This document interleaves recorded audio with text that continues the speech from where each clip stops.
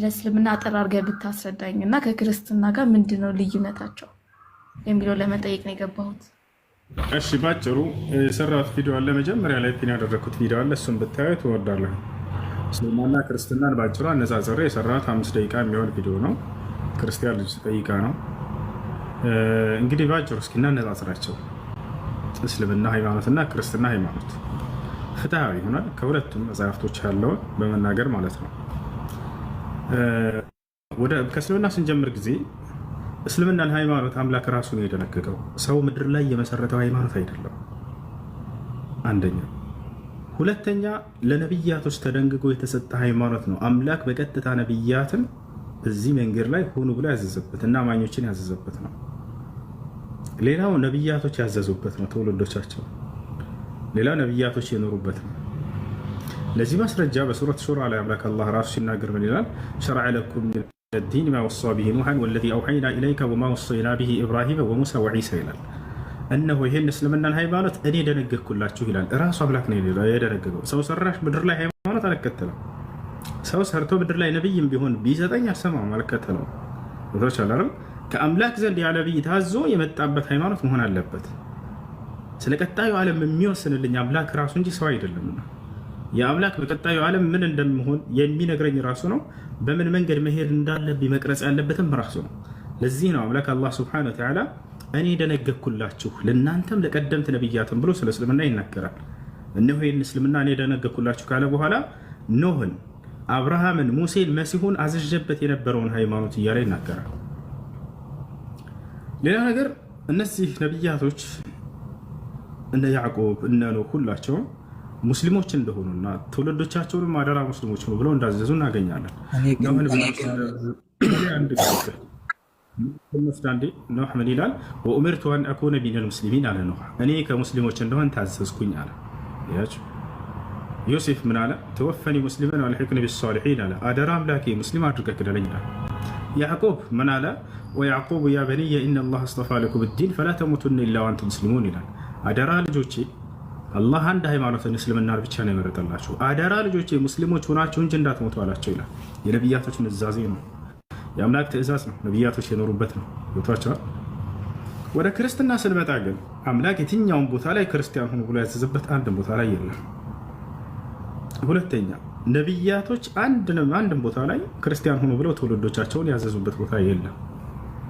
ሶስተኛ አንድ የመጽሐፍ ቅዱስ ጸሐፊ እንዳው ተነስቶ ከኦሪት ዘፍጥረት እስከ ራዕይ ድረስ የጻፉ አካሎች አንድ ነብይ ጠቅሰው አከሌ ነብይ ክርስቲያን ነበር ተብሎ የተገለጸበት አንድን ቦታ ላይ የለም። ወቻል ወደ ቁርአን ስትመጡ እንዳለ ይሄ ነገር ለዚህ ሁሉ መልስ የምታገኙት ቁርአን ላይ ብቻ ነው። እነዚህ ሁሉ ነብያቶች እምነታቸው ምን ነበር የሚለውን ቁጭ ብሎ ተቀምጦ ታገኛላችሁ። አይ ነው። እሺ ከዚህ በፊት ከቁርአኑ ከመውረዱ በፊት ማለት ምን ሃይማኖት ነበር የሚከተሉት ነብያቶቹ? በጣም ጥሩ። ነብያቶች ሙስሊም እንደሆኑ አሁን እየተናገርኩኝ ይህን የገለጠው ቃል ነቢዩ መሐመድ ሰለላሁ ዐለይሂ ወሰለም ከራሳቸው ቢሆን እሻው ስላለፈው እንዴት ልታወቅ ቻልክ? በጊዜያቸው የነበረ መጽሐፍ አምጣልን እንላቸዋለን። ገብቶሻል አይደል? ምክንያቱም እርሳቸው የመጡት ከመሲሁ በኋላ ነው እና ከነብያቶች በኋላ ነው። ገብቶሻል አይደል? ነገር ግን ይሄን ቃል ተናጋሪው አምላክ ራሱ ነው። ለቀደምት ነብያት ስገልጥ የነበርኩት አምላክ ለአብርሃም፣ ለሙሴ፣ ለኢስሐቅ ለእነዚህ ሁሉ ስገልጥ የነበርኩት እነሆ ዛሬ ደግሞ ለአንተ ገለጥኩልህ እያለ ቃል በቃል የሚናገር የሆነ አምላክ ነው። ገና ቁርአን ስትከፍቺው ጊዜ ከማን እንደመጣ ይነግርሻል። አሊፍ ላም ሚም ዛሊከል ኪታብ ላ ረይበ ፊሂ ሚን ረቢል ዓለሚን ይላል። ይህ ቁርአን ከዓለማት ጌታ ከአላህ ዘንድ ለመሆኑ ምንም ጥርጥር የሌለው መጽሐፍ ነው ብሎ ይጀምራል። በመካከልም ላይ እስከ መጨረሻም ይነግርሻል። ኢና ነሕኑ ነዘልና ዐለይከል ቁርአን እያለ ይናገራል። እኔ ቁርአንን አወረድኩልህ ባንተ ላይ ይላቸዋል። እርሳቸው ቢሆኑ ስላለፉት የነገሩን አንመናቸው፣ ከሁሉም ነቢይ በኋላ ስለሆነ የመጡት። ነገር ግን ለአብርሃም፣ ለሙሴ፣ ለኢስሐቅ፣ ለመሲሁ ስገልጥ የነበርኩት አምላክ ነኝ እያለ የሚናገር የሆነ ያ አንድና ብቸኛ የሆነው አምላክ ነው ቃሉን የገለጠው። ያ ደግሞ ጊዜ የሚገድበው አይደለም። ይህን እናውቃለን።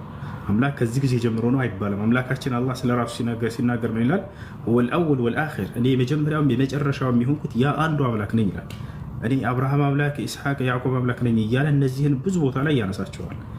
ኢና አውሐይና ኢለይከ ከማ አውሐይና ኢላ ኑሕን ወነቢይነ ሚን ባዕድህ ይላል።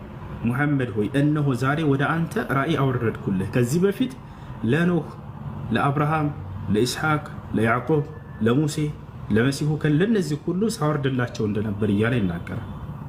በእነርሱም መንገድ ላይ አደረግኩህ እያለ ይገልጻቸዋል። በሱረት አልአንዓም ላይ 18 ነቢያትን በአንድ ገጽ ላይ ከጠቀሰ በኋላ አላህ ምን ይላል? ኡላኢከ አለዚነ ሀደላህ ፈቢሁዳሁ ሙቅተዲህ ይላል። እነዚህን ነው ወደ ቅኑ መንገድ የመራኋቸው ከአንተ በፊት ሙሐመድ፣ እነዚህ ነቢያቶች በእነዚህ መንገድ ላይ ሂድ እያለ ያዛቸዋል። የእነዚያም መንገድ ኢስላም እንደነበር ይገልጽላቸዋል።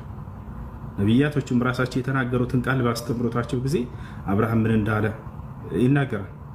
አብርሃም ህዝቦቹን ተከታዮቹን ሙስሊሞች እያለ ይሰይማቸው ነበር። ቃል በቃ ሱረቱል ሐጅ የመጨረሻው አንቀጽ ላይ ወጃሂዱ ፊላሂ ሐቀ ጂሃዲህ ወጅተባኩም ወማ ጀዐለ ዐለይኩም ፊዲን ሚን ሐረጅ ሚለተ አቢኩም ኢብራሂም ይላል።